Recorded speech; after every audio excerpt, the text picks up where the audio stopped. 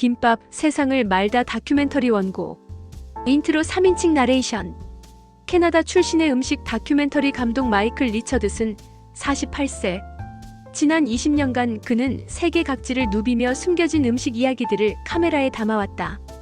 프랑스의 작은 치즈 농장에서부터 인도의 길거리 음식까지 그의 렌즈는 언제나 음식 너머에 숨겨진 사람들의 삶과 문화를 포착해왔다. 하지만 2024년 어느 저녁 그의 인생을 바꿀 작은 발견이 시작되었다.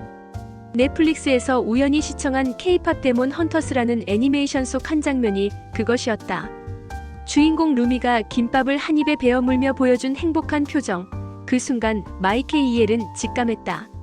이것은 단순한 음식이 아니라 전 세계를 움직이고 있는 하나의 문화 현상이라는 것을. SNS에서 폭발적으로 증가하는 해시태그 김밥 챌린지를 목격한 그는 즉시 한국행을 결심했다. 과연 김밥이라는 작은 한 줄이 어떻게 세계를 사로잡고 있는 것일까? 일부 예기치 못한 열풍의 시작. 안녕하세요. 마이클 리처드슨입니다. 솔직히 말하면 김밥이라는 음식을 처음 알게 된 건 정말 우연이었어요. 2024년 어느 평범한 저녁, 하루 종일 편집 작업에 지쳐 소파에 누워 넷플릭스를 켰습니다. 그때 추천 목록에 떠오른 게 K-팝 데몬 헌터스라는 애니메이션이었죠. 평소 애니메이션을 즐겨보지 않는 편이지만 뭔가 신선한 걸 보고 싶었거든요. 그런데 정말 신기한 일이 벌어졌습니다. 주인공 루미가 김밥을 한 입에 베어 무는 장면이 나왔는데 그 순간 저는 화면에서 눈을 뗄 수가 없었어요. 루미의 그 만족스러운 표정, 마치 세상에서 가장 맛있는 음식을 먹는 것 같은 행복한 얼굴이었습니다. 이게 뭐지? 하는 호기심이 생겼죠. 바로 인스타그램을 열어봤는데 정말 깜짝 놀랐습니다. 해시태그 김밥이 수백만 개가 넘더군요. 미국, 유럽, 동남아시아 할 것 없이 전 세계 사람들이 김밥 사진을 올리고 있었어요. 특히 젊은 세대들 사이에서는 김밥을 한 입에 먹는 김밥 챌린지가 유행처럼 번지고 있었습니다. 20년 넘게 음식 다큐멘터리를 만들어 온 제가 봐도 이런 현상은 정말 드물었어요. 타코나 피자처럼 이미 세계적으로 유명한 음식들도 이렇게 빠르게 전파되지는 못했거든요. 하지만 김밥은 달랐습니다. 마치 바이러스처럼 빠르게, 그리고 자연스럽게 사람들의 마음을 사로잡고 있었어요. 그날 밤 저는 잠을 이룰 수가 없었습니다. 머릿속에는 온통 김밥 생각뿐이었어요. 이건 그냥 음식 트렌드가 아니야. 뭔가 더 깊은 문화적 코드가 있을 거야. 그런 직감이 들었죠. 다음 날 아침 저는 바로 항공편을 예약했습니다. 목적지는 한국. 김밥의 본고장으로 가서 이 놀라운 현상의 뿌리를 찾아보겠다고 결심했어요. 2부 일본에서의 첫 관찰. 한국으로 가기 전에 저는 일본에 잠깐 들르기로 했습니다. 아시아 음식 문화에 대한 더 넓은 시각을 얻고 싶었거든요. 그리고 솔직히 말하면 일본 사람들이 김밥에 대해 어떻게 생각하는지 궁금하기도 했어요. 도쿄 시부야에서 만난 첫 번째 인터뷰는 20대 여대생 유키였습니다. 카메라를 켜자마자 그녀는 밝은 표정으로 말했어요. 김밥? 아, 정말 좋아해요. 한국 드라마 보면서 먹으면 너무 맛있어요. 긍정적인 반응이었죠. 하지만 그녀의 친구는 조금 다른 반응을 보였습니다. 맛은 있는데 그냥 마키즈시랑 비슷하지 않나요? 이런 반응은 예상했던 일이었어요. 하지만 정말 충격적인 건 그 다음이었습니다. 60대 남성 직장인과 인터뷰를 하는데 그가 갑자기 화를 내기 시작했거든요. 김밥이 뭐가 특별해요? 우리 마키즈시를 베낀 거 아닌가요? 원조는 일본이라고요. 목소리가 점점 높아지더니 결국 솔직히 말하면 그렇게 맛있지도 않아요라고 단정적으로 말하더군요. 그때 저는 깨달았습니다. 이것은 단순한 음식 이야기가 아니라 복잡한 문화적 감정이 얽혀있는 문제라는 것을요. 일본 전통시장에서 만난 한 상인은 더욱 직설적이었어요. 한국이 자꾸 우리 문화를 가져가서 자기 것이라고 하잖아요. 김밥도 마찬가지예요. 참기름 넣는다고 다른 음식이 되는 건 아니죠. 하지만 흥미로운 건 젊은 세대는 전혀 달랐다는 점입니다. 하라주쿠에서 만난 10대 학생들은 김밥이든 마키즈시든 상관없어요. 맛있으면 되는 거 아닌가요? 라고 말했어요. 특히 한 학생은 K-팝 들으면서 김밥 먹으면 기분이 좋아져요라고 하더군요. 일본에서의 3일간 취재를 마치며 저는 복잡한 감정에 사로잡혔습니다. 분명히 부정적인 시각이 존재했어요. 하지만 그것만으로 김밥의 가치를 판단할 수는 없었습니다. 오히려 이런 논란 자체가 김밥이 얼마나 큰 문화적 임팩트를 주고 있는지를 보여주는 증거처럼 느껴졌어요. 3부 서울, 김밥의 심장부로. 인천공항에 발을 딛는 순간 저는 뭔가 다른 에너지를 느꼈습니다. 한국의 활기찬 분위기가 저를 감쌌어요. 하지만 정작 김밥의 진짜 이야기를 듣기 위해서는 화려한 강남이 아닌 서울의 전통시장으로 가야 한다는 걸 알고 있었습니다. 동대문 시장 한 구석에서 30년째 김밥을 말고 계신 박순희 할머니를 만났을 때 저는 정말 큰 감동을 받았어요.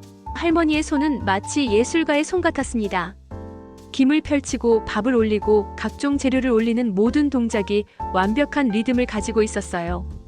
60년 넘게 김밥을 만들어 온 장인의 손놀림이었죠. 김밥이 언제부터 시작됐냐고요? 할머니께서 잠시 손을 멈추시고 멀리를 바라보시더군요.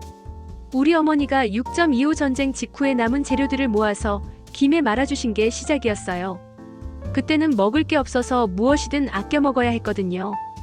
밥에 단무지 몇 조각, 계란 부스러기라도 말아주면 그게 바로 진수성찬이었죠. 할머니의 이야기를 들으며 저는 김밥의 진짜 역사를 알게 되었습니다. 이것은 단순히 일본 음식을 모방한 게 아니었어요. 한국 전쟁이라는 참혹한 현실 속에서 어머니들이 자식들을 위해 만들어낸 사랑의 음식이었던 거죠. 참기름 냄새 맡아보세요. 할머니께서 방금 만드신 김밥을 제게 건네주셨어요. 한 입 베어 물자마자 저는 깜짝 놀랐습니다.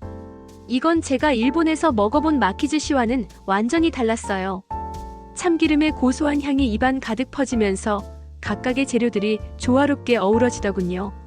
단순히 밥과 재료를 김으로 만 것이 아니라 하나의 완성된 맛이었어요. 김밥에는 우리의 정이 들어가요. 할머니께서 따뜻한 미소를 지으시며 말씀하셨어요. 일본 사람들이 뭐라고 하든 상관없어요. 우리 김밥은 우리 어머니들의 사랑에서 시작됐고 그 사랑이 지금까지 이어져 온 거예요. 그날 오후 저는 한강공원에서 특별한 장면을 목격했습니다. 가족들이 돗자리를 깔고 김밥을 나눠 먹고 있는 모습이었어요. 아이들의 웃음소리와 함께 김밥을 먹는 가족들의 모습을 보면서 저는 이해했습니다. 김밥은 단순한 음식이 아니라 한국인들의 일상과 추억이 담긴 문화적 상징이라는 것을요. 4부 김밥의 글로벌 여정. 한국에서의 취재를 마치고 저는 김밥이 세계로 뻗어나가는 과정을 추적하기 시작했습니다. 첫 번째 목적지는 미국 로스앤젤레스였어요. 코리아타운에서 시작해서 일반 미국인들에게까지 김밥이 어떻게 퍼져나갔는지 보고 싶었거든요. LA 코리아타운의 한 김밥집에서 만난 사장님은 흥미로운 이야기를 들려주셨어요. 처음에는 한국 사람들만 왔어요. 그런데 2020년부터 갑자기 현지인들이 찾기 시작했죠. BTS 팬들이 한국 음식에 관심을 가지면서부터였어요. 실제로 그 가게에는 다양한 인종의 사람들이 줄을 서서 김밥을 사고 있었습니다. 가장 놀라운 발견은 트레이더 조스에서였어요. 미국 전역에 있는 이 유명한 체인점에서 냉동 김밥을 팔고 있었는데 직원이 말하길 출시 첫 주에 완판되었다고 하더군요. 손님들이 계속 언제 들어오냐고 물어봐요. 이런 반응은 정말 드물어요. 라고 매니저가 말했어요. 길거리에서 만난 미국인들의 반응은 더욱 인상적이었습니다. 20대 대학생 제시카는 김밥 중독됐어요.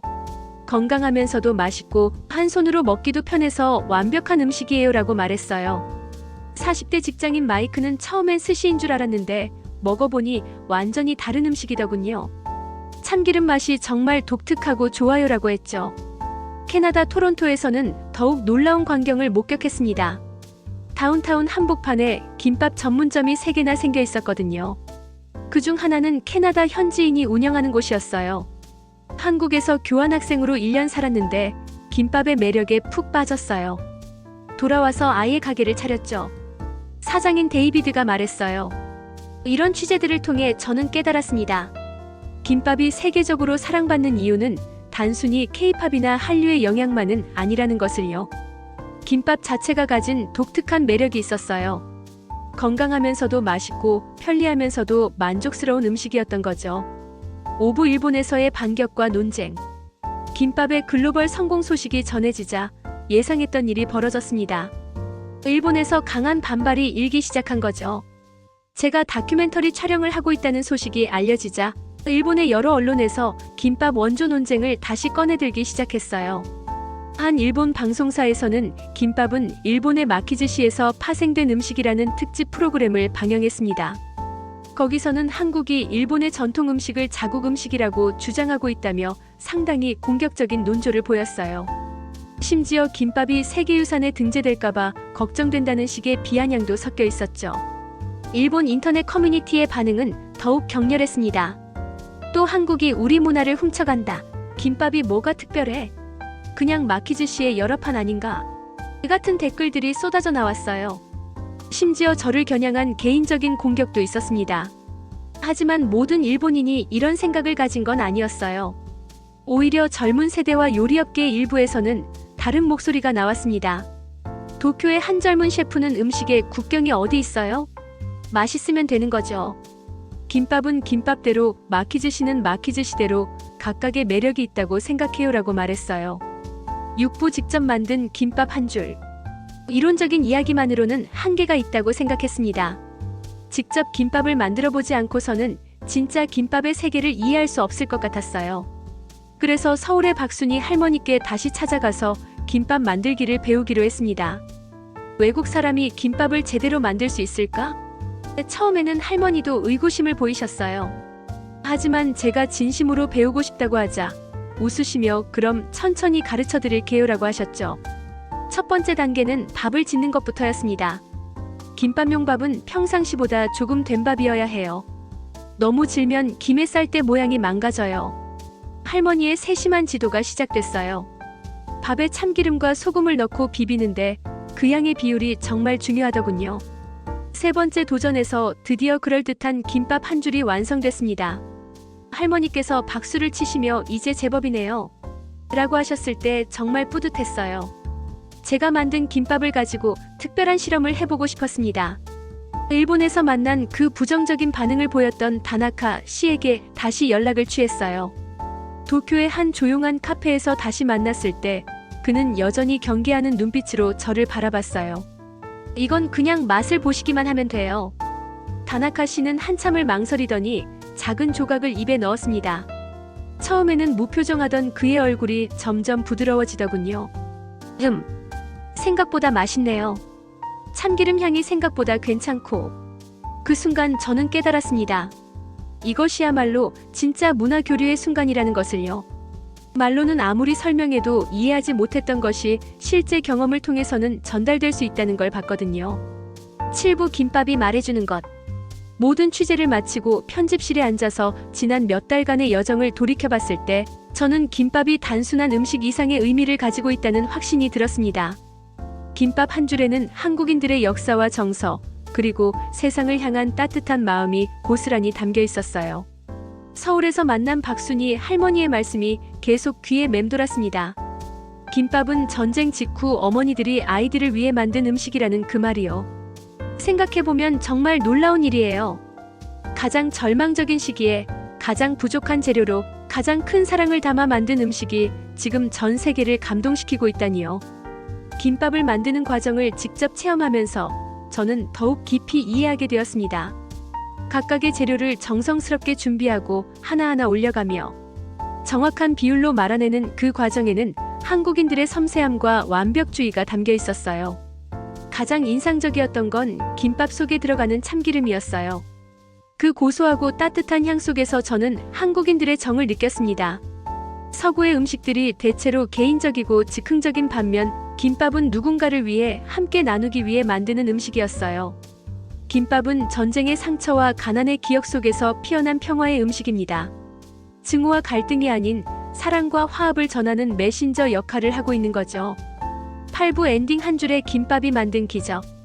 다큐멘터리 촬영의 마지막 날, 저는 다시 서울의 그 전통시장으로 돌아갔습니다.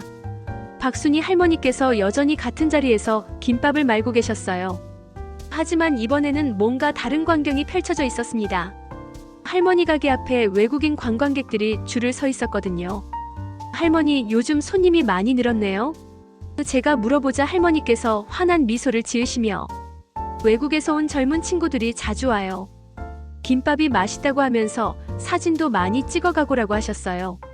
프랑스에서 온 20대 여행객 마리는 할머니께 어설픈 한국어로 김밥 주세요라고 말했어요. 할머니께서 김밥을 건네주시자 마리는 한입 베어 물고는 딜리셔스라고 외쳤죠. 언어는 통하지 않았지만 할머니와 마리의 얼굴에는 같은 미소가 피어 있었어요. 브라질에서 온 카를로스라는 청년은 유튜브에서 한국 김밥 비디오를 보고 꼭 먹어보고 싶어서 왔다고 말했어요. 그리고 김밥을 먹으면서 이게 바로 한국의 소울푸드구나라고 감탄했죠. 카메라를 든 저는 이 아름다운 순간들을 놓치지 않으려고 했습니다. 국적도 나이도 언어도 다른 사람들이 김밥이라는 작은 연결고리를 통해 하나가 되는 모습이었거든요. 이것이야말로 제가 찾던 김밥의 진짜 이야기였어요. 마지막 인터뷰에서 할머니께 물어봤습니다. 할머니께서 생각하시는 김밥의 의미는 뭔가요? 할머니께서는 잠시 생각하시더니 이렇게 대답하셨어요. 김밥은 정이에요. 만드는 사람의 정성과 먹는 사람을 생각하는 마음. 그게 바로 김밥의 진짜 맛이죠. 그날 저녁 한강공원에서 마지막 촬영을 했습니다. 해가 지는 풍경을 배경으로 저는 카메라를 향해 마지막 메시지를 전했어요. 이 작은 김밥 한 줄이 전 세계를 잇고 있습니다. 전쟁의 폐허에서 시작된 어머니의 사랑이 지금은 지구 반대편 사람들의 마음까지 따뜻하게 만들고 있어요. 다큐멘터리가 방영된 후 전 세계에서 반응이 쏟아져 들어왔습니다. 김밥을 만들어 보고 싶어졌다. 한국 여행을 꼭 가보고 싶다. 음식으로 이렇게 감동받을 줄 몰랐다 같은 메시지들이었어요. 가장 기뻤던 건 박순희 할머니께서 보내주신 사진이었어요. 할머니 가게 앞에 세계 각국에서 온 사람들이 더욱 많이 찾아오고 있다는 소식이었거든요. 그리고 할머니께서 쓰신 메모 마이클 감독님 덕분에 우리 김밥이 전 세계 사람들과 만나고 있어요. 고맙습니다. 결국 이것이 제가 전하고 싶었던 메시지였어요. 한 줄의 김밥이 만든 기적. 작은 음식 하나가 어떻게 전 세계 사람들의 마음을 움직이고 서로를 이해하게 만들고 더 나아가 평화로운 세상을 만드는 데 기여할 수 있는지를 보여주는 이야기. 김밥은 그냥 음식이 아니에요. 한국인들의 따뜻한 마음이 세상을 감싸 안는 포근한 이불 같은 존재랍니다. 그리고 이 작은 한 줄이 오늘도 전 세계 어디선가 사람들의 마음을 하나로 이어주고 있습니다.